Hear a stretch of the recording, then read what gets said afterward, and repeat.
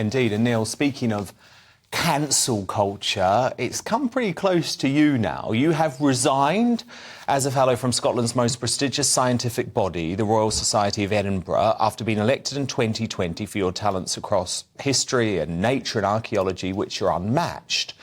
But a spokesman for the Society said in discussion with Mr. Oliver, he understood that his current views on various matters widely aired on television put him at odds with scientific and broader academic learning within the Society. Following discussions, he offered to resign his association with the RSE with immediate effect. So, Neil, this has made mainstream media headlines over the past week. You haven't spoken about it.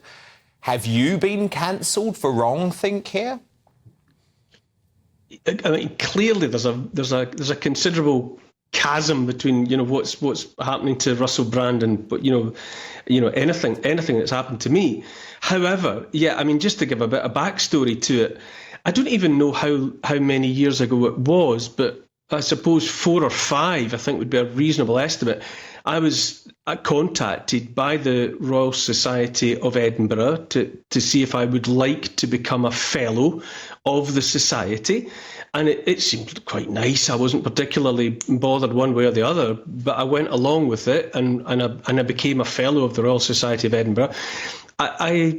Because I'm a very busy man, Dan, I'm sure you are, many others are. I didn't have anything to do with it. Actually, I was never over the door of the establishment. I didn't actually take part in anything. Thought no more about it. I didn't even tell anyone that I was a fellow of the Royal Society of Edinburgh, apart from my wife and my mum and dad.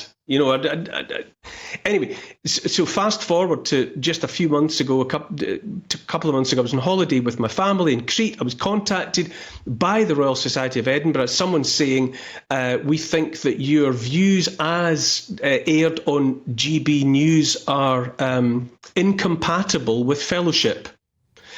And I thought, wow, really? Because the Royal Society of Edinburgh, as I understood it, was an august scientific non-partisan body that invited all sorts of opinions and all sorts of points of view. And yet here I was being told that I wasn't keeping to some sort of script that nobody had told me about. I dropped it right then. With no hesitation, there was no consult. As soon as they told me that was the state of affairs, I dropped it. I said, I'm out.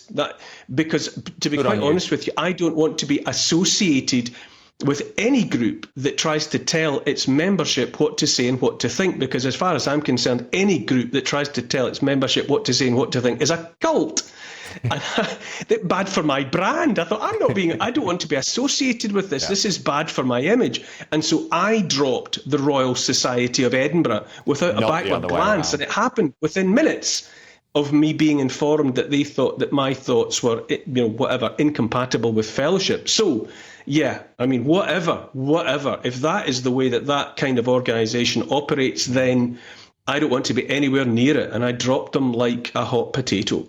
Good on you, Neil, but unfortunately it's indicative of where things are going. And I guess that's why your voice is so important. Well, I know that's why your voice is so important here on GB News. Neil Oliver, thank you so much. We'll speak next. Bless you, Dan.